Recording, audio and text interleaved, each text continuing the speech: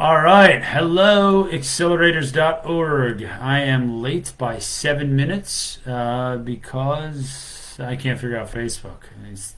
I feel like these things change all the time. I lose my password. The live button changes or something's weird about it, so I apologize. That's for us up in our years, in our mid 40s here, who totally forget how to do all this junk. I don't even look at Facebook anymore. But anyway, good to see everyone. Even though I don't see you, good to present to everyone. So we have a new year upon us, and as I always like to do, I like to talk about a couple quick things. Jeff Bruno, your outsourced CFO and B Modeler. So we have created a new brand, B Modeler. I mentioned that before. It's for sort of those larger companies, and it's much more comprehensive around really looking how to integrate performance management into your customer requirements and your financials and your operation. It's not strategy development, it's supporting strategy execution with metrics that matter.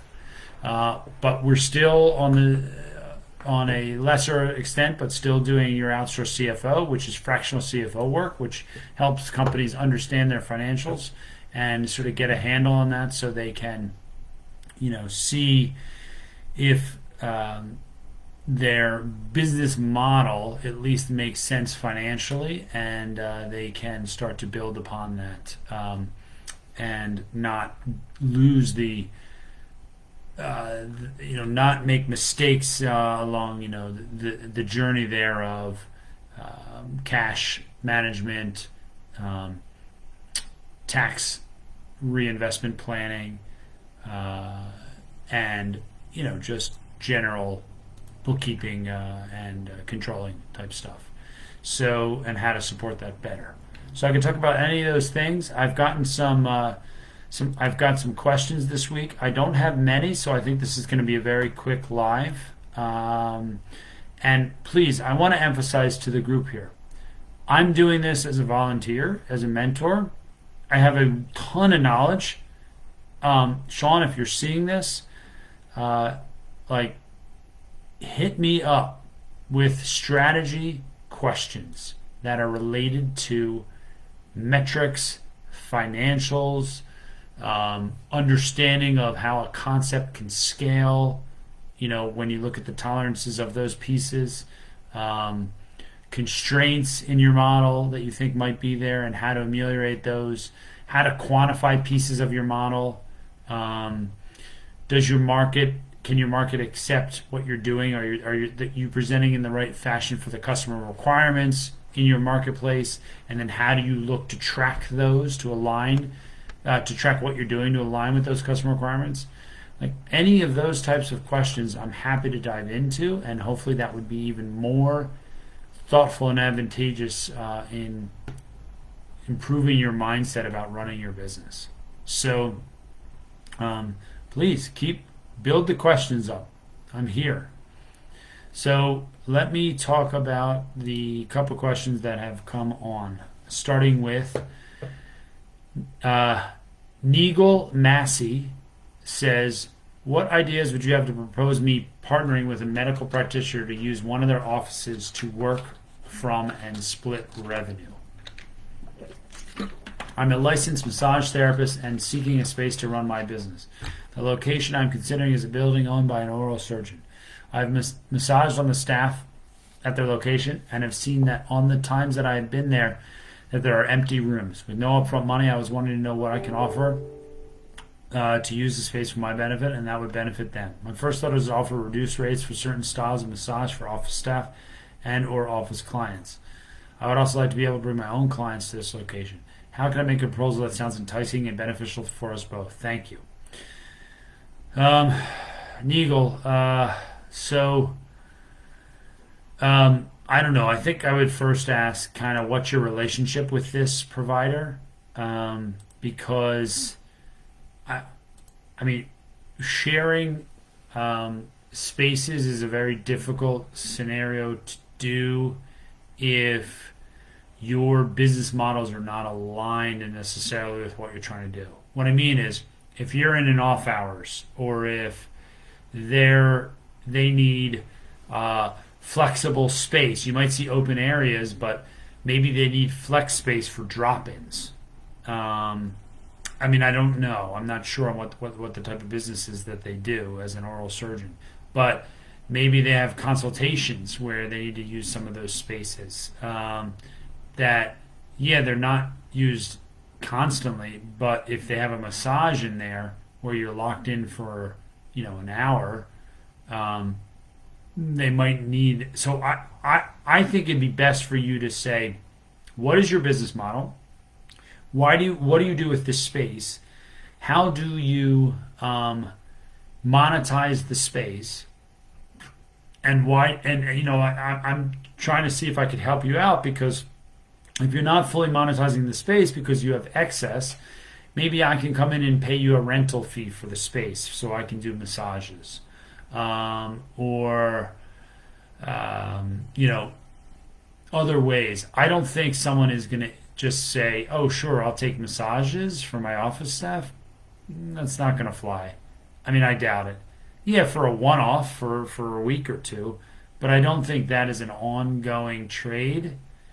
I mean, call me a cynic. I just don't think that's an ongoing business trade that's going to make sense there necessarily. So I would say you need to do something that is in payment. It doesn't have to be upfront. It might be as you're going, you pay a rent, or you pay maybe per use if you need to. Like if you needed 3 times per day, you pay, I don't know, $50 an hour, $50 an hour for 3 spaces to use, or something. I don't know. But first get with that partner and ask them, or that person, and ask them what their business model construct is and what yours is, and see if you can jive together or make something happen together. And if that is the case, you can, and it's advantageous for both of you. It has to be a win-win for both in a space sharing. If it's not, then that's going to be hard, and it might go for a couple months, but you're gonna come into bump heads quickly. And then what do? You immediately lose that revenue if you have no place to do the massages and you have like an ongoing flow of clients. So it's a little tricky there. That's my 2 cents. Next question is from Anne Fonseca Ong. Anne asks, if you need to develop a business plan, would you hire someone to use an off-the-shelf software, or do it yourself if this is your first time doing this? I designed a clear festival bag that lights up in 3 modes. I have sample products already. I need help on how to write a solid business plan for investors to help me launch it. Okay, so Anne, yeah, I mean, I'm certainly a big fan of sort of writing down what you're trying to do with a business plan, and get out there to promote it. I don't think at a startup level it makes sense to hire somebody to write you a business plan. I think that doesn't make any sense. I think it's your idea, and you as the entrepreneur and as the founder have to be able to effectively explain your idea across a business plan. You could get some insight from some coaches, or maybe the business plan provider has some sessions you can buy that help you think about how to structure some of the business plan itself, like in the software or whatever. That's the most fortuitous for presentation purposes, if that's where you're struggling. But I would not source it out to somebody. No way. And if you're deficient in certain areas, meaning like you're not good at the financial aspect, you might want somebody like our team. We don't do this on an ad hoc basis, but you might want somebody who is familiar with business concepts and typical kind of projection setups for a service business or a product business or a tech business, or whatever your business model is. Yours is product, obviously, but what are certain parameters that you might want to like look at in the beginning, and you can have someone help you with that, with the financial aspect. So because you're always going to need some kind of financial support underpinning your concept model that makes sense to you and to investors. And then, you could also have someone help you create a deck, like a marketing person. If you're not that savvy with marketing, you can certainly have them create you a template and like here the typical things that startups talk about. It's like problem, here's our solution, here's what we do to do that for you, and here's some financials to support it. You can definitely set something up like that. And I would say, it's a lot of work on your end to pull it all together. But have people look at it. Does it make sense to them? Like the layman person, does it make sense what you're doing? Because it has to be an easy scenario for an investor to understand, especially an early investor or friends and family round that are going to be less due diligence in a sense, more faith in you as the entrepreneur and owner, but need to understand very simply what you're trying to do and what are the margins that your thing produces and why. Why does the market want it? That's it. So focus there. I don't think you need a hugely detailed business plan, but it's good to lay it all out for sure. So let me go to the next one. And this is from Robin Turpin. Robin asks, how can I convince someone to partner or invest in my business as an artist? I'm an artist who helps people feel moments of calm through my oil paintings of sunsets. I know to sell more, I need an e-commerce website linked to sell prints, originals, and other products with my art on them. And my expertise is in simply being the artist, not the business and tech side of the business. How do you think I could convince someone to partner with me and do all that side of the business and we split the revenues?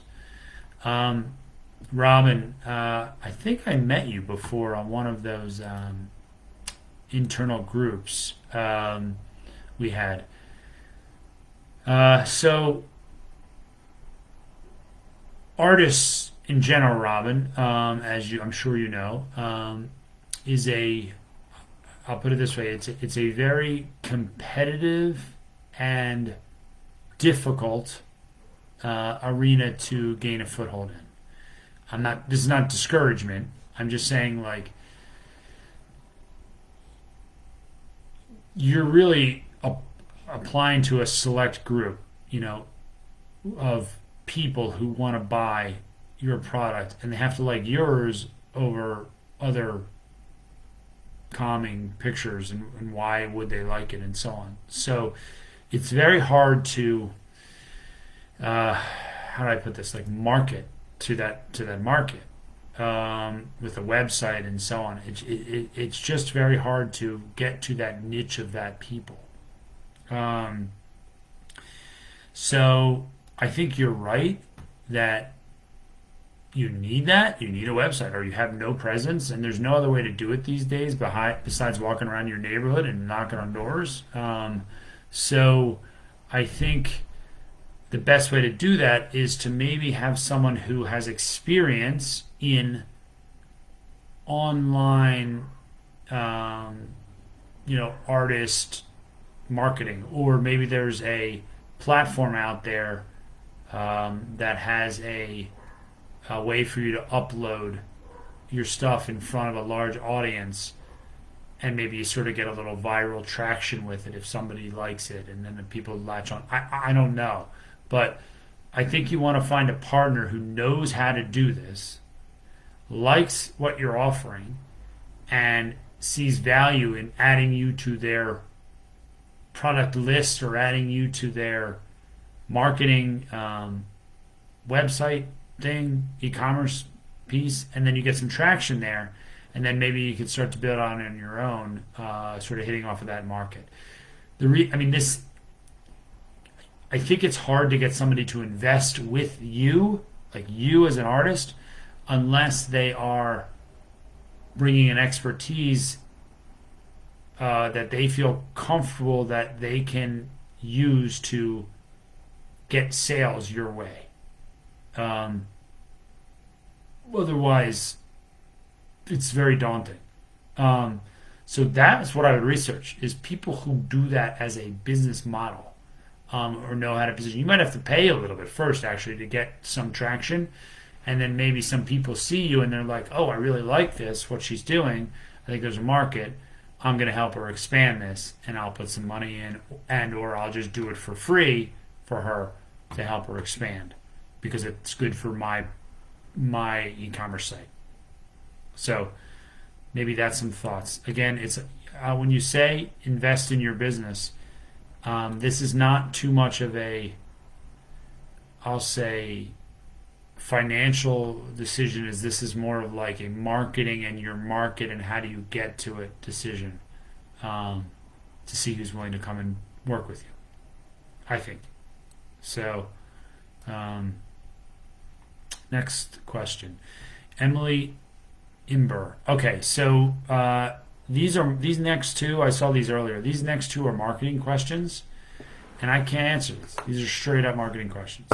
What makes a good marketing person? How do you know you've hired the right marketing person for your business? I mean, that's not in my wheelhouse. Next question is from Sheree Moore. What is the best minimal cost way to get prospects into my sales funnel? So that's also really not my expertise, because I'm not a CRM or a sales funnel person. I just don't do it. So I couldn't speak to cost on that. So I don't know. But it's let's see what else. Are there any other questions? No, that's it.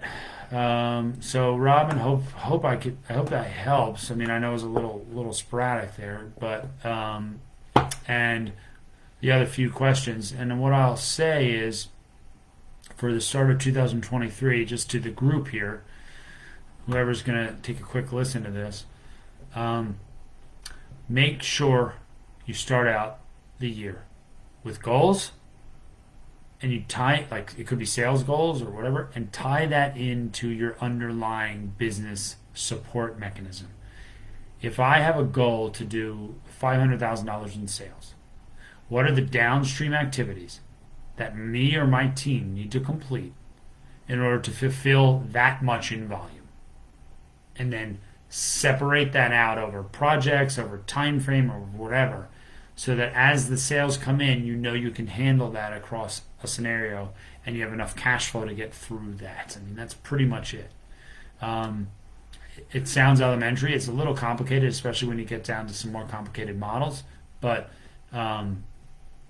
make sure you plan that out, because you could fall behind if you don't have the cash. You could get into a cash rut if you're in other ways, whatever the case may be. So good luck, everyone. 2023. This is my intuition and my thought process. I honestly do not think this year is going to be as bad as some of the naysayers are saying. So stay off the news. Focus on your business. I hear a lot of good things from business owners. I hear a lot of budgets are a lot of backlog orders are filled for the whole year. A lot of companies. I'm hearing a lot of banking activity from my banking partners. It's not slowing down. I'm hearing a lot of good things. So I think there's a lot of strength in our economy, and with China gearing back up now, finally with COVID sort of on the back burner, I think that's only going to actually help the U.S. in the long run here. So keep going, keep pushing. We're gonna have a great year, everyone, and I'll see you next month. Thanks. Take care.